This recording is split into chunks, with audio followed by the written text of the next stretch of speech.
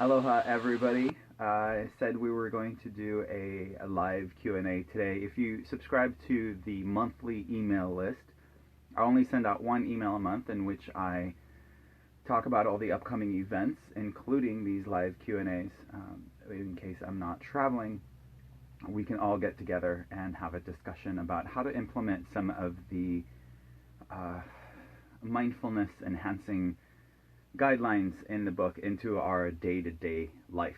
So it's not just something that's good in theory, but something we can actually implement into the way we interact with the world. And we've done a few of these live Q&As before, and they seem to work really well. A lot of people have questions that can't often just be answered with a post or a letter through the mail, and so this gives us an opportunity to have an actual live discussion. So thank you for joining us today. I wanted to let you know, exciting news before the questions start popping up on my screen here, that just yesterday I received the review copy of the Spanish translation of Buddhist Boot Camp that is coming out on May 1st. You can actually go ahead and pre-order it already in the States here through Barnes & Noble or from Amazon or wherever you get books from. But the Spanish translation of Buddhist Boot Camp is complete and comes out May 1st. Very exciting, and a tremendous gratitude for the translators and proofreaders and everyone who made it possible, and for you guys for asking for it. So let me see if I can see any of these questions here. I'm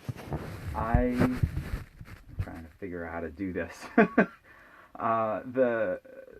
What's been coming up a lot recently, and in our last night's discussion in Ventura, was the anger, and a lot of people not just angry with the state of the world, but perhaps feeling that anger is the appropriate response.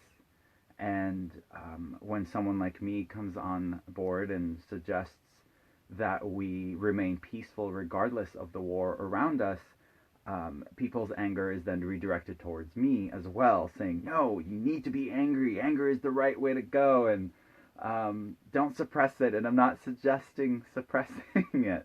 But by no means, I think anger is... I agree that it is a very natural feeling that arises in all of us. My invitation is that we not act in anger, that we feel it, we acknowledge it, and then we go, okay, what are we angry with, or who, and what solution-oriented viewpoint are we hoping to see, and how can we get there? But fighting anger with anger is not going to solve the problem. And so, yes, I understand there's a lot of cause nowadays, perhaps, and a lot of people are being stirred up by what's happening in the world.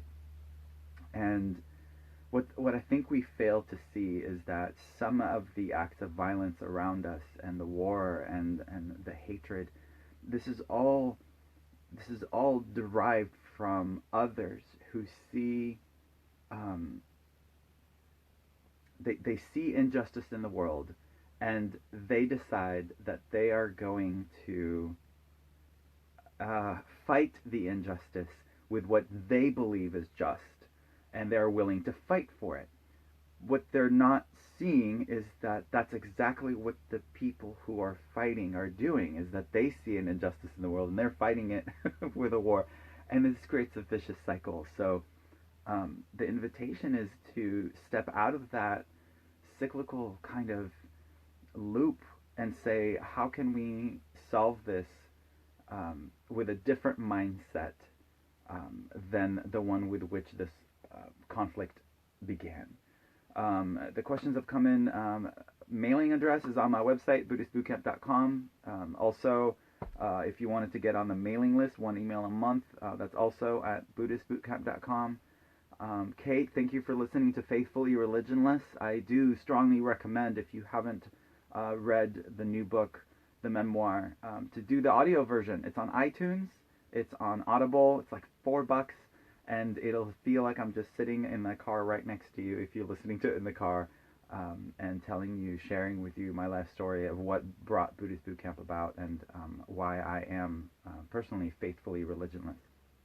And so, thank you guys so much. Kate, listening to it for the third time. So, thank you. The my goal.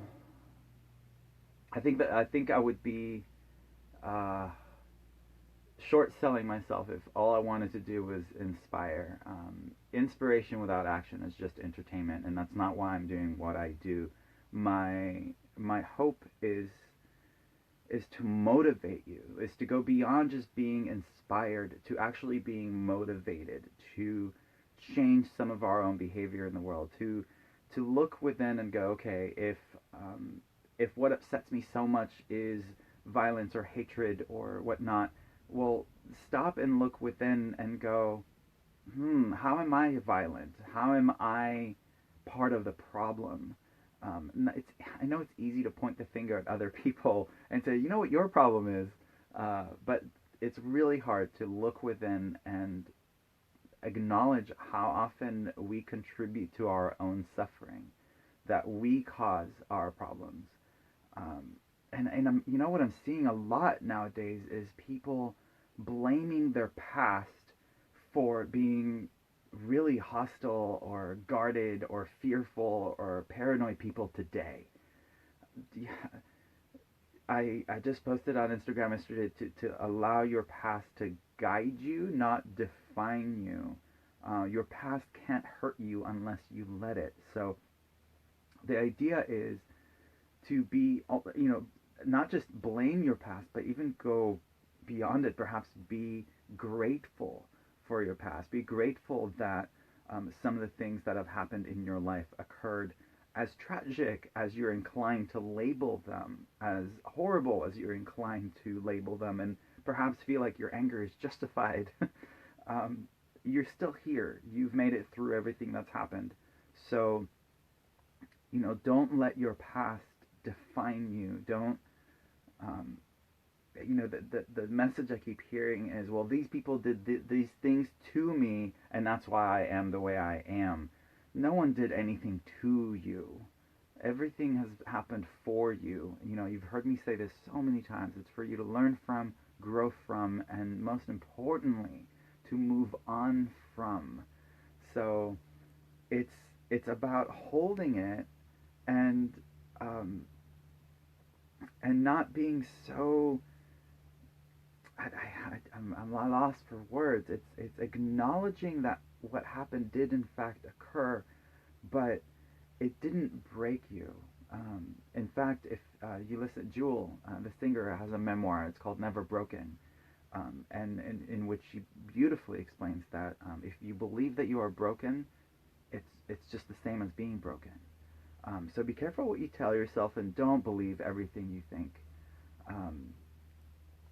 So the invitation, again, I'm trying to keep up with these comments and whatnot, and thank you guys so much for the wonderful feedback.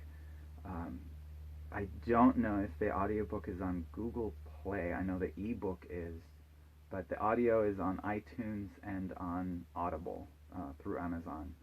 I didn't know Google has audiobooks. So it's so hard to do these live Q&As because I can't see the audience like I normally can when we have our live discussions, because I can't quite get that feedback of, if what I'm saying makes sense, or if there's an instance, if you guys can think of an instance where this invitation to be calm and peaceful isn't possible, shout it out, let me know. I want to touch on specifically that, because I do believe that no matter how quote-unquote terrible the situation may be, or how inclined you are to label it as terrible, responding viciously, hostilely, angrily is never the solution.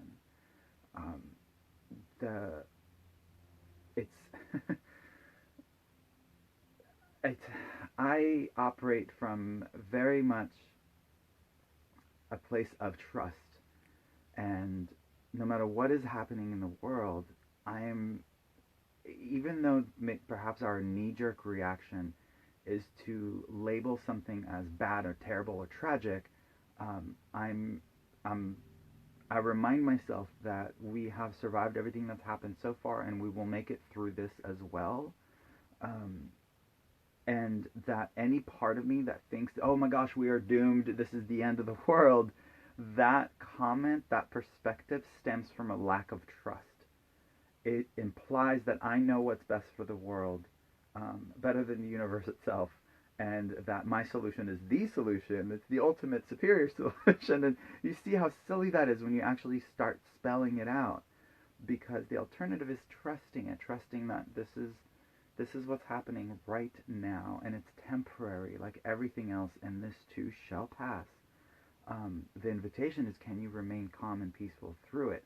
I'm not suggesting condoning it. I'm not suggesting doing nothing. On the contrary, if you see something that's happening that you deem as unjust, find what is just. Find a way to promote what you love instead of bashing what you hate. That's the invitation. So the more you encounter resistance, the greater your invitation is to loosen your grip, to not do this. Don't white knuckle your way through life. Sam, thank you for the invitation to this breath. I'm going to do exactly that as I scroll back to see these questions. Other than watching your personal actions, how do you act when there's so much misery in the world? It feels overwhelming at times. At times it seems too far away, too unknown as to what actual issues are and where the action is possible. That's a really good question, and that's something that comes up quite a bit, is what is the appropriate response? This injustice in the world or whatnot, and it does feel overwhelming because there's so much of it. The way that question was phrased implies that it's happening somewhere else, that there's somewhere outside of us, far away, that is somehow separate from us.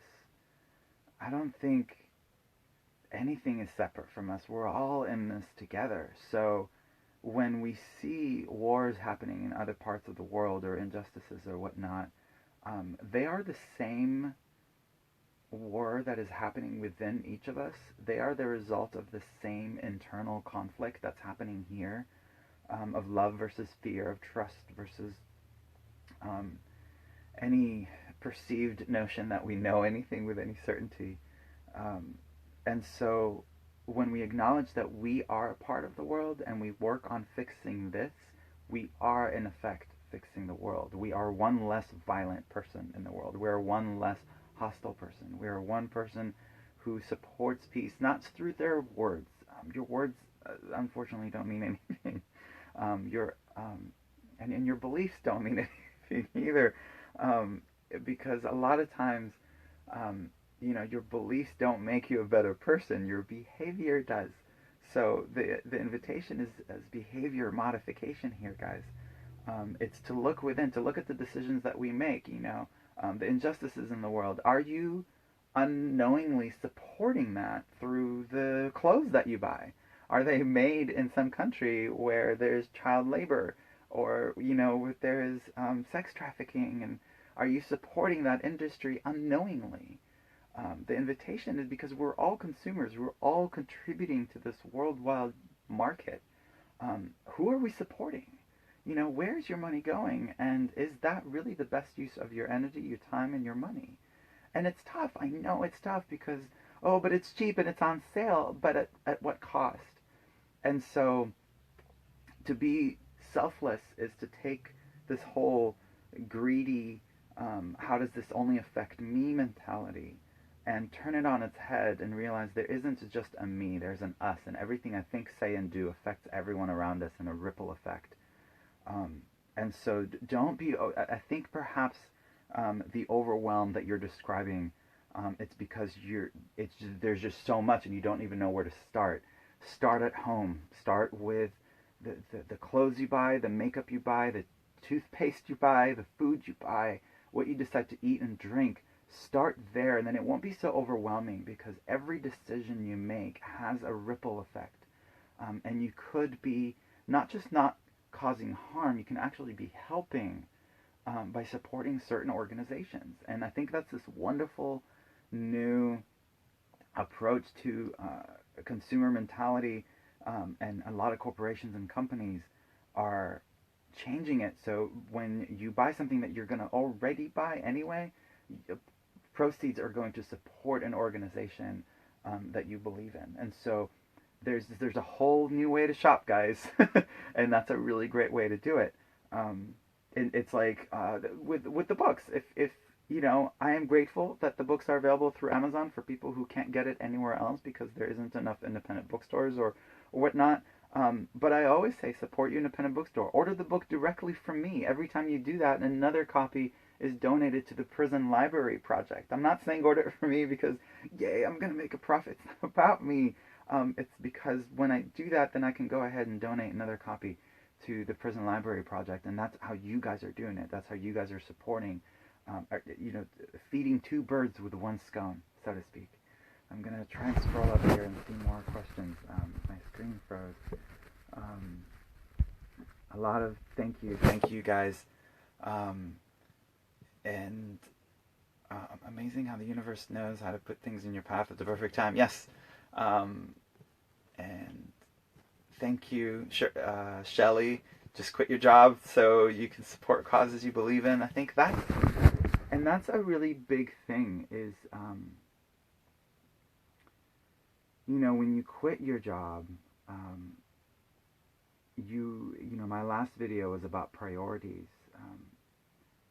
Your actions convey your priorities.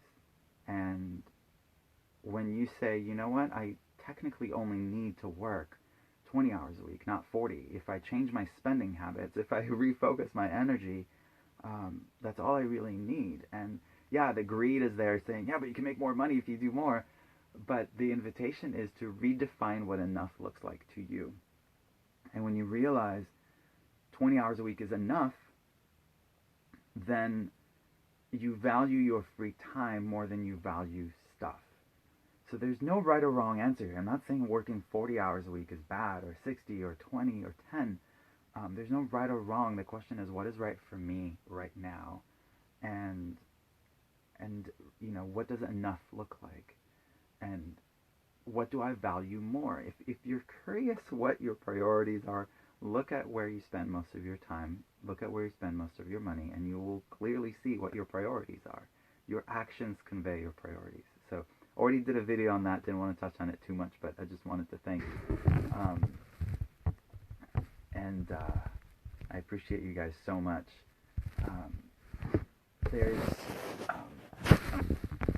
Heather. Heather said, I love your teachings, thank you. They're not mine. The reason I have thank you, but this is ancient wisdom.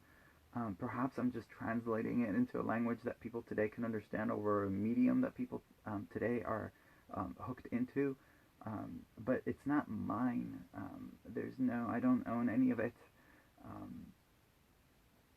And it's ancient teachings that are just as applicable today as they were back then. Someone asked, how do you deal with being overwhelmed with the negativity around you? Oh, man. I think that question is coming from hyper-focusing on the negativity, and my invitation is to take a step back and zoom out, look at the big picture. Because if you're focusing on the negativity, then that's all you're going to see, and you're going to feel overwhelmed by it. Remind yourself, or perhaps I'm here to remind you, it's not all negative. There's a lot of positive, wonderful stuff in the world, and you're not seeing it because you're so focused on the negative. Take a step back, look at the big, there's beautiful, go out in nature. Someone sent me a message the other day, because I posted a picture from one of my hiking trips, and they're like, it's so beautiful out there, and I'm caught up in this concrete jungle, and I'm like, yeah, you need to get out of that concrete jungle, or you're gonna think that that's what the world is coming to. But there's tons of open space out there. of just glorious. Oh, week next week I will be backpacking through Joshua Tree, and it's up to us. So when you feel overwhelmed by the negativity around you, um, I say take a step back, zoom out, and look at the big picture, because there's some beautiful stuff happening in the world as well. You're not going to see it on TV. You're not going to see it on the news. They mainly focus on the negative, so that's not going to help. But it's up to you. Leave your front door, get in the car or on the bus or on a train, or go somewhere completely different, and look at some of the beautiful stuff. Join book clubs. Um, Join volunteer groups of people doing incredible stuff in the world. And that also answers someone else um, who asked, where do you get your motivation from? It's from you guys. I don't know how you don't see this. I'm just like you. The whole point is just to say I'm not separate from you. I'm not different from you. I'm challenged by the same things as everybody else, from traffic to loud noises around me. The key is not to isolate yourself and move into a quiet island somewhere, or go somewhere where everyone agrees with you. You're not going to learn anything from anyone who agrees with you. The key is to be able to be in the middle of all of this and remain calm. A friend recently told me about be water, in the sense of, if you take a soda bottle and you shake it up, then when you open up, a lot of it just explodes all over the place. And we're very much the same way. If you are a bottle of water, however, then it doesn't matter how much the world shakes you. When you open up, it's the same calm interior there always is. That's the invitation, is to remain calm. Kimberly mentioned something about meeting me in Pasadena. You're in Colorado now. Well, my next retreat is in Colorado. It's in August. If you go to my website, buddhistbootcamp.com, and you go to events, you'll see a link to a retreat coming up in August. It's a 4-day retreat, and it's something ridiculous, like only $170 for a 4-day retreat. It includes lodging and food. It's a wonderful way for us to sit down in the same room together, and have these discussions, where you guys can actually interact back and forth. I'm really looking forward to it. It's the first time I'm doing a multi-day retreat. I've only ever done these 2-hour kind of sit-ins, but Colorado retreat. I hope to see you there. So someone asked how to end these anxious feelings and negative thoughts. Do I just think happy thoughts? It's not as simple as that, and yet it is. And I'll give you an example. But keep in mind, however, that I'm not discussing depression. Depression is very much a chemical imbalance that cannot just be fixed with happy thoughts. Meditation and medication can help. Time and nature, of course, helps with all of that. But as far as turning negative thoughts into positive thoughts or whatnot, my morning meditation, and has been since 1993, surprisingly enough, the prayer of St. Francis of Assisi. And if you know it, or if you've read it in a book, it's in Faithfully Religionless. I believe it's actually in both books. I included it in Buddhist Bootcamp and in Faithfully. It's a very antidotal system. Where there's hatred, let me sow love. Where there's injury, pardon. Where there's doubt, faith. Where there's despair, hope, etc. The invitation is to acknowledge that we have a choice, and I think that's that's the freedom a lot of people are foregoing. Is they feel victimized by these emotions that are quote unquote taking over them, because they've never learned how to control them. And I'm not suggesting that you can control feelings. Feelings come and go. They last about 45 seconds to a minute and a half. That's it. But you can just watch them go. The invitation really is to, when we feel there's hatred within, it gives us this antidote of guiding it from hatred to love. Where there's injury, pardon. Where there's doubt, faith. Where there's despair, hope. It reminds you, where there's doubt, that means, oh, because there's a lack of this. When people tell me that they're scared of what the world's coming to, I'm like, that to me indicates there's a lack of trust. That the world doesn't know what it's doing, the universe, God, whatever you want to credit it to. We can't do anything to control anyone else outside of us, but we can diffuse the mistrust. It's a choice, guys. Getting angry or whatnot. When you get angry, that happens naturally. That's fine. Staying angry, that's a choice. We can choose to walk away. And so, to answer your question, I strongly recommend reading into and starting with perhaps this daily practice to remind you of the antidote. And if it's too complicated, a really good antidote to go to is gratitude. It diffuses everything else. You can't be angry at your spouse and grateful to be married at the same time. They can't coexist. The moment you are angry with them is the moment you have forgotten how grateful you are to have them in your life. And when you go back to gratitude, whatever it is you're angry about, it just no longer matters. In fact, right behind me, I don't know if you can see, I've got the Buddha sitting right next to St. Francis of Assisi, sitting right next to Jesus, and they get along just fine. So that's my little altar.